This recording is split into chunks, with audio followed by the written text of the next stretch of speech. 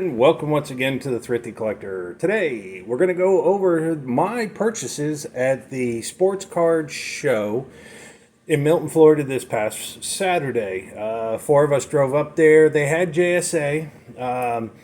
JSA was taking pictures and, of course, sending it back to the home store there for them to verify things. I did bring a belt, and I'll go over my Ric Flair belt later, but these are some of the pickups. Didn't really pick up anything huge, but I think I got a good deal on a couple of things. So I'm going to have to put those out as soon as I do it. The first 1, 2, 3, 4, 5, 6 cards I bought, I paid $15 for. Brad Van Pelt is actually one of my favorite football players. I actually met him as a little kid. I was probably maybe 10 or 11 at a Kodak store somewhere in New Jersey. My aunt brought me up there, and I remember I got a Polaroid and a signed photo. Both, of course, are long gone. I do remember, though, I was wearing a yellow ski jacket. So that's one of the memories that I have at that. I wish I could find the other stuff, but I'm sure it's long been gone. But Van Pelt passed away quite a few years ago, maybe about 10 years ago now, quite early and quite young. He was actually a safety at Michigan State, and then when the Giants drafted him, they turned him into a linebacker. And the interesting thing is he was the last linebacker to wear the number 10, any low numbers, because they had changed the rules about numbers that you could have as a defensive player or as a quarterback or what have you, as a lineman. And he was actually a linebacker with number 10 and spent his last year or two with the Raiders. I do remember that. So like I said, I paid $15 for the next few cards here. The next one is a sudden Sam McDowell. It's a 1969 All-Stars card. Was a big fan of Sam's, even though I never got to see him play. If you kind of look at this guy's statistics, there was about 5 or 6 years where he was just dominant. Over 300 strikeouts, absolutely amazing. And then pretty much, unfortunately, his arm gave out on him right around after the year of 1972. So, but he had a good run from 64 to 72. And just was one of those guys that you wish was able to stick around, but really as a starter 62 to 75 ended up with almost 2,400 strikeouts, which is a lot in that short amount of time. But great strikeout artist, gave Nolan Ryan a real run for his money, but unfortunately just kind of fizzled out. The next card is a 1968 Sam McDowell, and needless to say, I just went over Sam, but just that strong lefty. And the next one is his last card. This is the last card he ever had, was the 74. Ended up with the Yankees. It's such a shame that his arm gave out on him, because if he had been there with the Yankees during the late 70s and still winning between 15 and 20 games, probably had a real good chance of making the Hall of Fame. Just didn't have enough years in. The next one is Dallas Cowboy great Tony Hill autograph.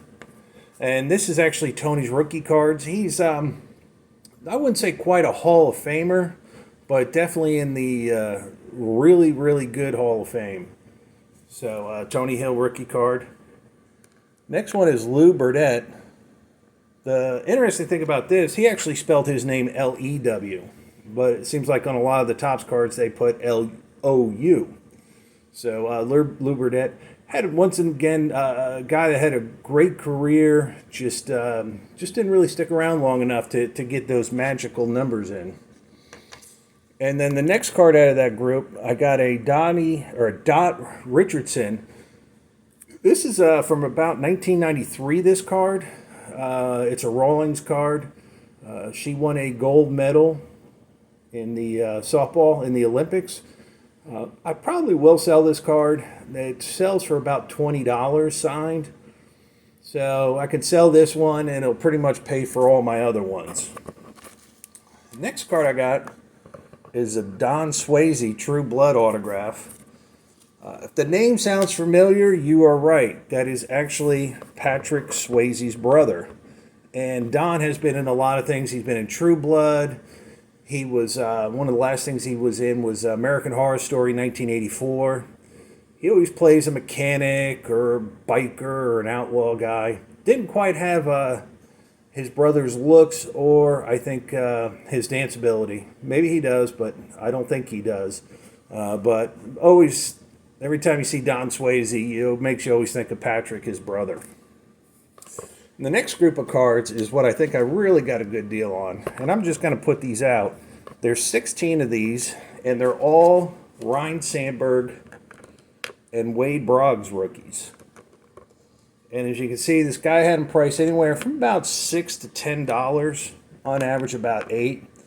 And I got 16 of them, and put the other ones right here.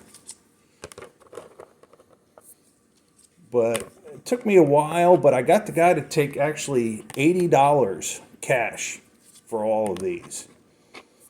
Now, I think Sandberg still charges $10 for the rookie. Boggs is up to $20 for his rookie.